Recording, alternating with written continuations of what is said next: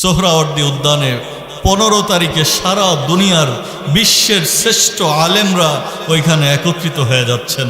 ওইখানে সারা দেশ থেকে কোনো দল আর মতের কোনো পার্থক্য নেই, সারা দেশ ওইখানে ভেঙে পড়বে। একটাই দাবি, নবীর পরে নবী নাই। কাদিয়ানি যারা আছে তারা কাফের, এই তাদেরকে কাফের রাষ্ট্রীয়ভাবে ঘোষণা করতে হবে। এই দাবি নিয়ে 15 তারিখে সোহরাওয়ার্দীর ময়দানে এক বিশাল সমাবেশ হবে, মহাসমাবেশ। ওইখানে আমরা যারা পারবো ইনশাল্লাহ শরীক হব তো ইনশাল্লাহ। আল্লাহর হাবিব বলছেন, ইনকাতাতুর রিসালা ওয়ান নবুওয়া, নবুয়ত শেষ হয়ে গেছে, রিসালাত শেষ হয়ে গেছে, আর কোন নবী দুনিয়াতে আসবেন না। আল্লাহর নবী সাল্লাল্লাহু আলাইহি ওয়াসাল্লাম বুখারী শরীফের অন্য হাদিসের মধ্যেও বলেন, দেখো ইন্নালি আসমা, আমার অনেকগুলা নাম আছে, তার মধ্যে 5টা নাম স্পেশাল, 5টা নাম আমি তোমাদের সামনে বলি।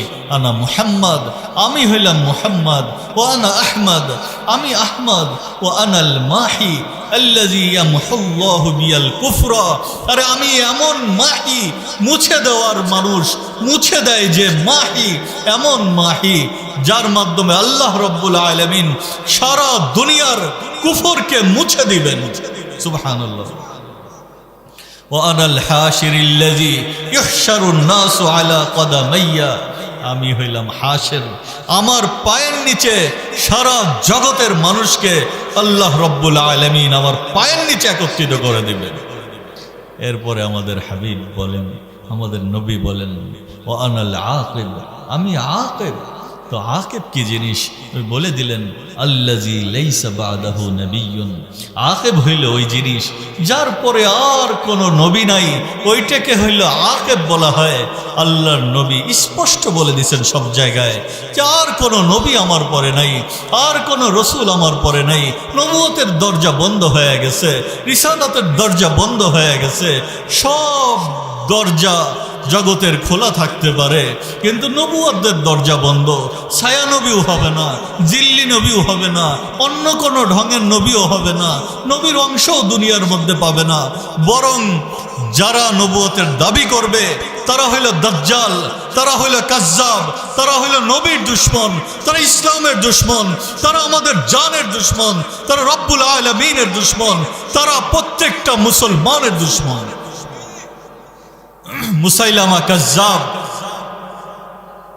নিজে নবুয়তের দাবি করছিল নবীর জামানায়, চিঠিও লেখছে নবীর কাছে, সালামুন আলাইকা। আশ্চর্য ঘটনা, সালামুন আলাইকা, আপনার উপরে শান্তি বর্ষিত হোক, মিন মুসাইলামা রাসূলিল্লাহ ইলা মুহাম্মাদির রাসূলিল্লাহ। নাউযুবিল্লাহ বলে, নাউযুবিল্লাহ কেন বললাম? ও চিঠি লেখছে নিজের নাম করে, মুসাইলামা আল্লাহর রসুল থেকে মুহাম্মদ আল্লাহর রসুলের কাছে চিঠি লেখা হচ্ছে। এটা হইল কোনো কথা? দাজ্জাল এটা। এরপরে বল সালামুন আলাই, আপনার উপরে শান্তি বর্ষিত হোক। এরপরে মুসাইলামা কাজ্জাব লিখছে, ইন্নী কদ উশরিকতু ফিল আমরি মাআকা, জমিনের অংশ আমাকেও আপনার সঙ্গে অর্ধেক দিয়ে দেওয়া হয়েছে। জমিনের রাজত্ব শুধু আপনি পালন করবেন, নবুয়ত আপনি একা নবুয়তের বোঝা বহন করবেন তা হবে না। এইটার হালুয়া রুটি আমারও খাইতে হবে। কিন্তু নবুয়ত তো হালুয়া রুটির জন্য না, নবুয়ত তো নিজের জীবনকে উৎসর্গ করা আর কোরবানি করার একটা মাসনাদ। রাসূল সাল্লাল্লাহু আলাইহি ওয়াসাল্লাম নিজের জীবনকে উৎসর্গ করে দিয়েছেন, উযিতু ফিল্লাহি মা লাম ইউজা আহাদুম মিনাল আম্বিয়া। নবুয়ত তো এমন একটা চেয়ার, এটা এমন এক দায়িত্ব, এটা আমাদের নবী বলেন, দেখো এই দায়িত্ব পালন করতে গিয়ে উযিতু ফিল্লাহি, আমাকে এত কষ্ট দেওয়া হয়েছে, মা লাম ইউজা আহাদুম মিনাল আম্বিয়া, এরকম কষ্ট জগতের কাউকে দেওয়া হয়। উখিফতু ফিল্লাহি মা লাম ইউখাফ আহাদুম মিনাল আম্বিয়া, এই নবুয়তের দায়িত্ব পালন করতে গিয়ে আমাকে এত ভয় দেখানো হয়েছে, এত থ্রেট করা হয়েছে, এত হুমকি ধামকি করা হয়েছে, জগতের কাউকে এরকম করা হয় নাই।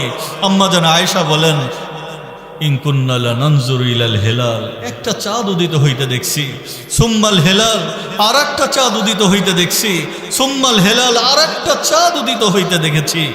ওমা উকিদা ফি আবিয়াতি রাসূলিল্লাহি সাল্লাল্লাহু আলাইহি ওয়াসাল্লাম না। নবীর ঘরে চুলা জ্বলে নাই। নবুয়তের দায়িত্ব তো এত কঠিন দায়িত্ব, এইভাবে দায়িত্ব নবী পালন করছেন। তো মুসাইলামা কাজ্জাব নবীকে চিঠি লিখছে যে অর্ধেক আমাকে দিয়ে দেওয়া হয়েছে, ইন্নালি নিসফাল আরদ, জমিনের অর্ধেক আমার, ওয়ালি কুরাইশিন নিসফাল আরদ, আর কুরাইশের জন্য অর্ধেক। কুরাইশ তো এটা মানবে না জানি। রাসূল সাল্লাল্লাহু আলাইহি সাল্লামের কাছে চিঠি নিয়ে আসছে দুইজন ব্যক্তি, দুইজন প্রতিনিধি আসছে। নবী বলছেন তোমরা কি বলো?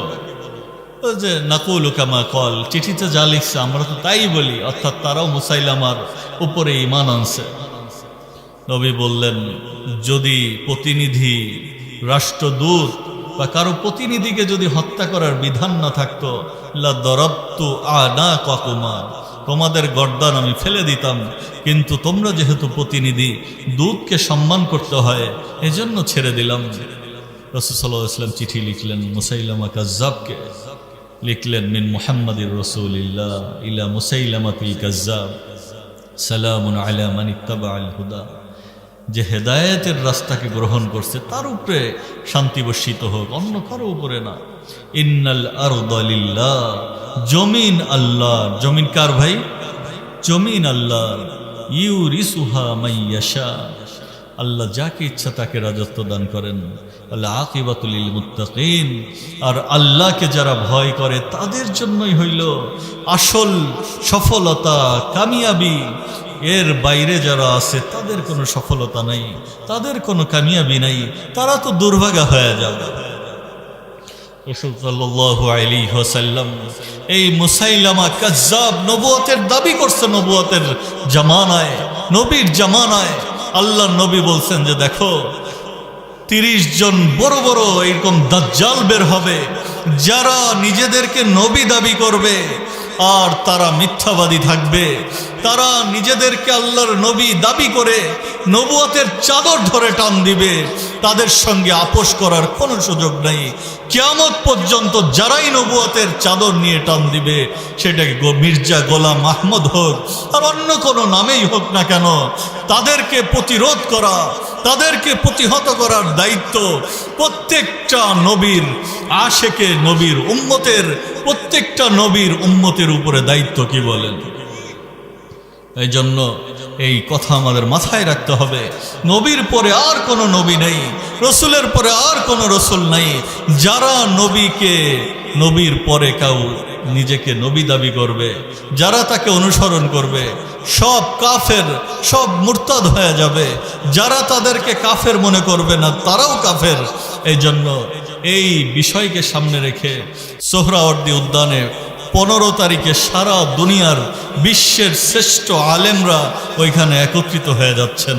ওইখানে সারা দেশ থেকে কোনো দল আর মতের কোনো পার্থক্য নাই, সারা দেশ ওইখানে ভেঙে পড়বে। একটাই দাবি, নবীর পরে নবী নাই।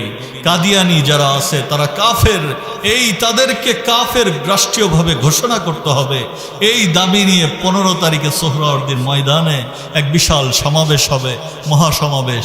ওইখানে আমরা যারা পারবো ইনশাল্লাহ শরীক হব তো ইনশাল্লাহ। আল্লাহ তাআলা তৌফিক দান করেন। দ্বিতীয় বিষয়, শুরু করছিলাম ফিতনা দিয়ে, ফিতনার জামানা চলতেছে। আর একটা নতুন ফিতনা শুরু হয়েছে, গ্রামের মধ্যেও পৌঁছায় গেছে, শহরের মধ্যে তো আছেই। সেটা হইল নিজেদেরকে দাবি করে আহলে কোরআন, কিন্তু বাস্তবতা হইল তারা আহলে কোরআনও না, আহলে হাদিসও না। তারা আল্লাহর নবীর হাদিসকে অস্বীকার করে, মূলত দ্বীনকে অস্বীকার করে দেয়, ইসলামকে অস্বীকার করে দেয়। পুরা ইসলামের মেরুদণ্ডকে তারা ভেঙে দিতে চায়। এদের দাবি হইল নামাজ এটা কোরআনের মধ্যে নাই, তা নামাজ পড়া যাবে না, নাউজুবিল্লাহ। সেদিন আমাকে একজন কৃষি মন্ত্রণালয়ের অধীনে একজন বড় একজন ডিরেক্টর ফোন করছেন যে ওনার বড় ভাই, সে আগে আজান হওয়ার আগেই মসজিদে চলে যেত, আর এখন সে নামাজই দেখতে পারে না। বলে নামাজ তো নাই, কোরআনে নামাজ নাই, নামাজ পড়া যাবে না। কোরআনে যাকাত নাই, যাকাত বলতে যেভাবে আমরা দিই ওইভাবে তো নাই। যাকাত অর্থ পরিশুদ্ধ করা, পবিত্র করা, তো ওইটা তো পবিত্র কাপড় পবিত্র করলেও হয়। সালাত তো আছে, সালাত অর্থ দোয়া, মনে মনে দোয়া করলেই হয়ে যায়। হজ অর্থ এরাদা করা, কিছু এরাদা করলেই তো হয়ে গেল। মানে হইল কেউ যদি নবীর হাদিসকে অস্বীকার করে দেয়, হাদিসকে না মানে, তাহলে জগতের আর কিছুই তার মানতে হবে না। নবী বলছেন সাল্লু কামা রাআইতুমুনি উসাল্লি, আমি যেভাবে নামাজ পড়ি ওইভাবে নামাজ পড়ো, আমি যেভাবে নামাজ পড়ি ওইভাবে নামাজ পড়ো। কিন্তু হাদিসই যদি না মানি তাই তো নামাজও পড়া লাগবে না, হাদিসই যদি না মানি যাকাতও দেওয়া লাগবে না, হাদিসই যদি না মানি তাহলে তো পর্দাও করা লাগবে না, হাদিসে যদি না মানি তাহলে দাড়িও রাখতে হবে না, হাদিসই যদি না মানি তাহলে আর যা খুশি তাই করা যাবে। তারা বলে যে হাদিস এটা তো পরে লেখা হয়েছে 100-200 বছর পরে, তো এই হাদিস চলবে না, নাউজুবিল্লাহ। অথচ হাদিস তো নবীর জামানা থেকেই লেখা হচ্ছে। এরপরে তাবেঈদের জামানায় তো এটা পরিপূর্ণভাবে এটাকে লিপিবদ্ধ করা, ওমর ইবনে আব্দুল আজিজ মজবুতভাবে লিখতে বলছেন। এরপরে তাবেঈদের কাছে হাদিসের জখিরা ছিল, পরবর্তীতে বিভিন্ন কিতাবে ওইটাকে আবার সন্নিবেশিত করা হয়েছে। কিন্তু ইসলামের হাদিসগুলা যেভাবে জাস্টিফাই করা হয়েছে, দুনিয়ার আর কোনো ধর্মের কোনো কিতাব এইভাবে জাস্টিফাই করে, এইভাবে পুঙ্খানুপুঙ্খভাবে এটাকে যাচাই করে লিপিবদ্ধ করা জগতের কোথাও হয় না। আল্লাহ তাআলা তার নবীর কথাকে হেফাজত করছেন, আল্লাহ রব্বুল আলামিন নবীর আমলকে হেফাজত করছেন, আল্লাহ রব্বুল আলামিন নবীর চলা ফেরাকে হেফাজত করছেন, আল্লাহ রব্বুল আলামিন নবীর প্রত্যেকটা কদম কদমকে হেফাজত করছেন, এবং কিয়ামত পর্যন্ত আল্লাহ রব্বুল আলামিন হেফাজত করবেন। এই জন্য আল্লাহ তাআলা তার হাবিবের হাদিসগুলাকে উম্মতের মধ্যে জমা করছেন। নবী কিভাবে হাঁটছেন, নবী কিভাবে চলছেন, নবী কিভাবে কথা বলছেন, সব এইটা আল্লাহ রব্বুল আলামিন হেফাজত করে রাখছেন। এই জন্য যারা হাদিসকে অস্বীকার করে দেয় তারা মূলত দ্বীনকে অস্বীকার করে দেয়, তারা ইসলামকে অস্বীকার করে দেয়, তারা দুনিয়ার সমস্ত কিছু থেকে নিজেদেরকে মুক্ত করে তারা নিজেরা মনে করে আমরা সঠিক বুঝতেছি, দুনিয়ার আর কেউ সঠিক বোঝে না। অথচ তারা এমন গোমরাহির অতল সমুদ্রের মধ্যে পড়ে যাচ্ছে যে এইটা থেকে তারা বের হইতে পারবে।